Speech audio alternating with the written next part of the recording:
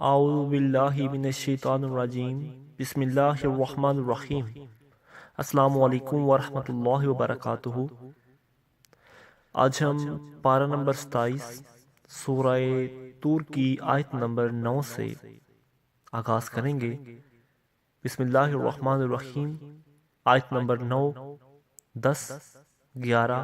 اور 12۔ یوم تمور السماء مورا وتصیر الجبال سیرا فویل یومئذ للمکذبین الذین هم فی خوض یلعبون۔ ترجمہ: جس دن آسمان سختی سے ہلے گا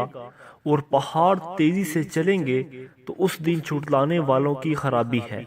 وہ جو شغل میں پڑے کھیل رہے ہیں۔ تفسیر: یوم تمور السماء مورا، جس دن آسمان سختی سے ہلے گا۔ اس آیت اور اس کے بعد والی آیات کا خلاصہ یہ ہے کہ اللہ تعالیٰ نے عذاب نازل ہونے کا وقت بیان کرتے ہوئے ارشاد فرمایا کہ وہ عذاب اس دن ضرور واقع ہوگا جس دن آسمان چکی کی طرح گھومیں گے اور اس طرح ڈولنے لگیں گے جس طرح کشتی اپنے سواروں کے ساتھ ڈولتی ہے، اور پہاڑ ایسی حرکت میں آئیں گے کہ ان کے اجزاء بکھر جائیں گے اور تیزی سے ایسے چلیں گے جیسے کہ غبار ہوا میں اڑتا ہے، اور یہ قیامت کے دن قائم ہوگا۔ فویل یومئذ، تو اس دن خرابی ہے۔ اس آیت اور اس کے بعد والی آیت کا خلاصہ ہے کہ جس دن وہ عذاب واقع ہوگا تو اس دن ان لوگوں کے لیے خرابی ہے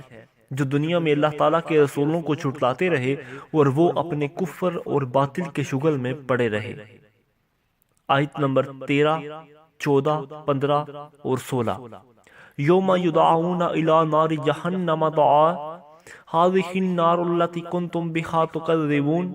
افسحر ھذا ام انتم لا تبصرون اصلوھا فاصبروا او لا تصبروا سواء علیکم انما تجزون ما کنتم تعملون۔ ترجمہ: جس دن انہیں جہنم کی طرف سختی سے دھکیلا جائے گا، یہ وہ آگ ہے جسے تم چھٹلاتے تھے، تو کیا یہ جادو ہے یا تمہیں دکھائی نہیں دے رہا؟ اس میں داخل ہو جاؤ تو اب چاہے صبر کرو یا نہ کرو، سب تم پر برابر ہے، تمہیں اس کا بدلہ دیا جا رہا ہے جو تم کرتے تھے۔ تفسیر: یوم یدعون الی نار جہنم دعا، جس دن انہیں جہنم کی طرف سختی سے دھکیلا جائے گا۔ اس آیت اور اس کے بعد والی 3 آیات کا خلاصہ یہ ہے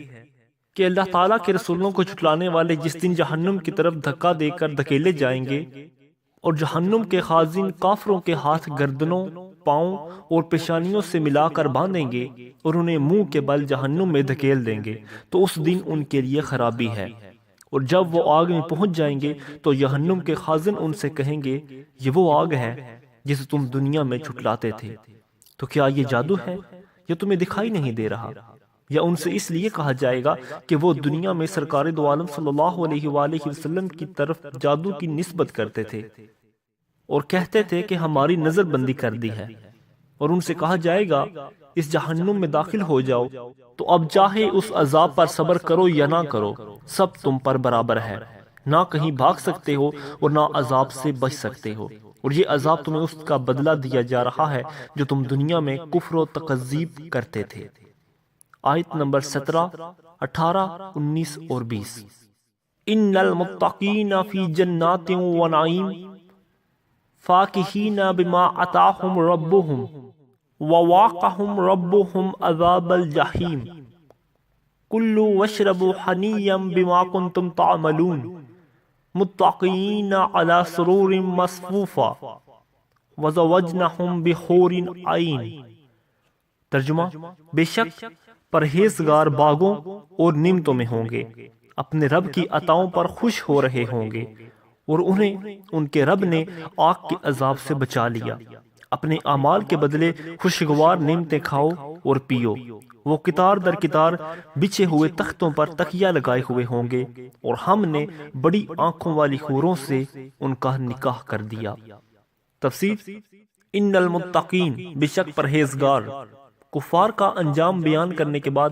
اب اہل ایمان کی جزا بیان کی جا رہی ہیں۔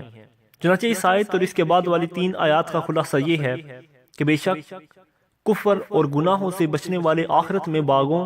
اور نعمتوں میں ہوں گے،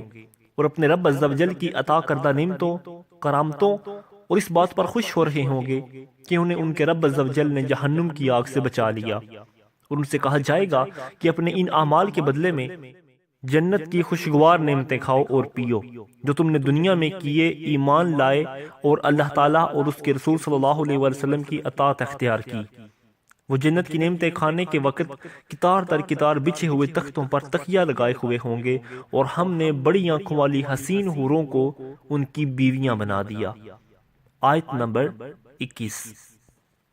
والذین آمنوا وتبعتهم ذریاتهم بإیمان الحقنا بهم ذریاتهم وما علتناهم من عملهم من شیء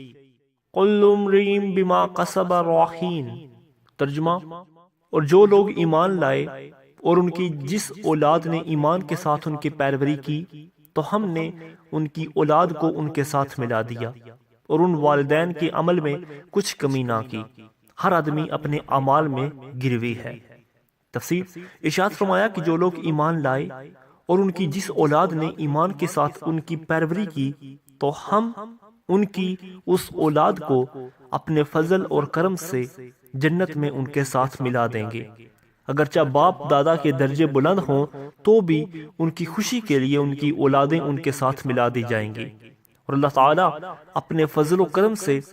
اس اولاد کو بھی وہ درجہ عطا فرمائے گا، اور ان والدین کے عمل کے ثواب میں کچھ کمی نہ ہوگی، بلکہ انہیں ان کے اعمال کا پورا ثواب دیا جائے گا، اور اولاد کے درجے اپنے فضل و کرم سے بلند کیے جائیں گے۔ اس آیت سے ثابت ہوا کہ جنت میں اولاد کو ان کے ماں باپ کا وسیلہ کام آئے گا، کہ ماں باپ کے وسیلے سے اللہ تعالیٰ اولاد کے درجات بلند فرمائے گا، اور اس سے معلوم ہوا کہ اللہ تعالیٰ کی بارگاہ میں نیک لوگوں کا وسیلہ مقبول ہے۔ کل امرئ بما کسب رہین، اور ہر آدمی اپنے اعمال میں گروی رکھا ہوا ہے۔ اس سے مراد ہے کہ ہر کافر اپنے کفری عمل کی وجہ سے جہنم کے اندر دائمی طور پر ایسے قید ہے جیسے وہ چیز جسے رہن رکھا ہوا ہو،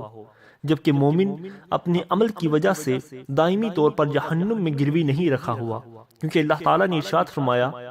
سورہ مدثر کی آیت نمبر 38 اور 39 میں، ترجمہ، اور ہر جان اپنے کمائے ہوئے اعمال میں گروی رکھی ہے مگر دائیں طرف والے۔